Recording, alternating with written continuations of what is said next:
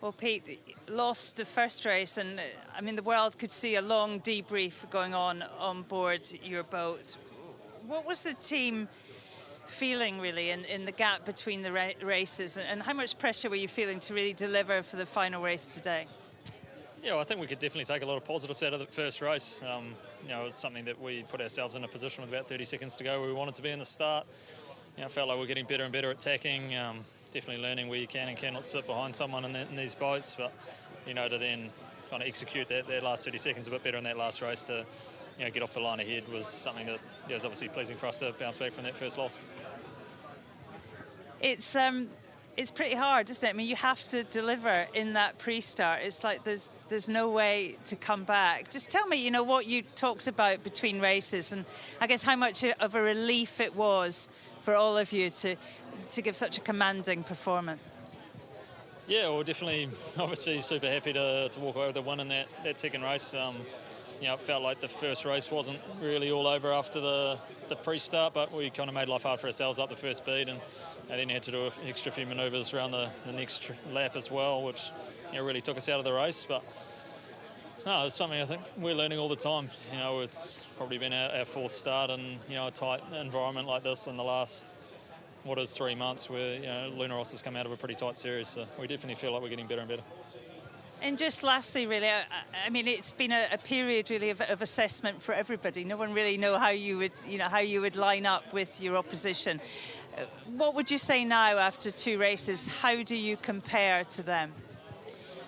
Well, I think we checked in about where we thought we'd be.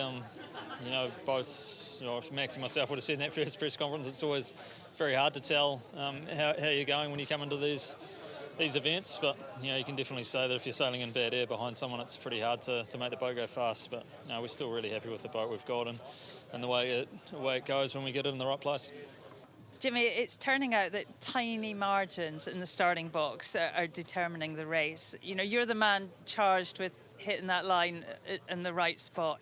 How hard is it to get that edge, and how much do you believe that is going to win this Cup? I think the last 2 days of racing has showed that the lead boat has been in a dominant position. It basically takes a mistake from the lead boat for the other team to get around, and that first cross is critical. There's no two ways about it. Both teams are putting a lot of energy and effort into it, so are we, and every single time we go out against these guys, we learn something, and we'll be trying to apply that tomorrow. I spoke to your coach, Philip Presti, this morning and asked what today was about, and he said it's still about assessment. After today, how would you compare the 2 boats?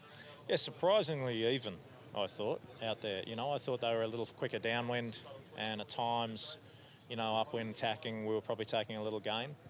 But again, the lead boat dominated the course. It just wasn't many passing lanes. I think the fact that the breeze has been pretty steady on Course C for the last couple of days, it can get dynamic out there, the wind pattern. If we see a change on the Course C or maybe even the Course A, then I think it'll be, there'll be passing lanes. The Kiwis answered all your questions in that second race, commanded the start and sailed away, extended their lead. How concerned are you by that? I thought teams have both sailed 2 good races each. The scoreline doesn't lie, the results don't lie. The team that won deserved to win, made fewer mistakes.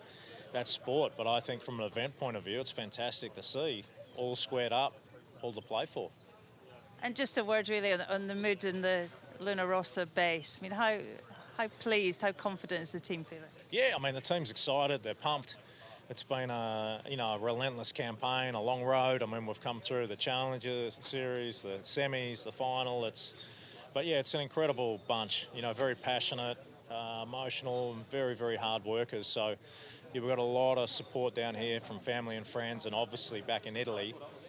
It's a great feeling. We're ready to fight, and Italians love a fight. Oh, what a first race! Commanded the start and just sailed away. How did you feel on board after that first race? What was the feeling? The feeling was great. We proved that the boat is going well in the light wind, that we can win races in the light wind. We knew it, but it's nice to prove it. And we proved it that if we can win the America's Cup, I think. In the second race, what happened in that board drop? Just talk us through it. It's a very simple explanation. I missed a button, I pressed the wrong button, and then when I pressed the correct one, the system didn't accept the cancellation of the first command, and so it took 1 or 2 seconds, and at those speeds, you cannot make a mistake of 2 seconds.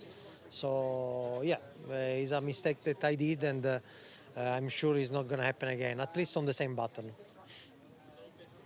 Philip Presti said this morning that today was also about assessment, that you didn't really know where you were against your opponent as you left this morning. Now the day's done, just give us an overview really of how the two teams line up. Well, you guys know better than me that it's pretty obvious that the boats are very similar in performance. There is not enough of a difference to overcome mistakes. And any boat can win. So it's about how you sell the boat, and about how you perform in the starting line and in the maneuvers. Yeah, I think there is a lot to be analyzed about the videos and numbers of today, and we need to do that as soon as possible, because tomorrow is coming quickly. We couldn't really have asked for more, could we? Two well-matched teams sailing, extraordinarily well. What do you think it's going to take to win this and lift that trophy? I think the recipe is still the same one. You have to just do the things, the right things right, and you have to just keep improving, keep trying not to make the same mistake twice, and yeah, it's not much more.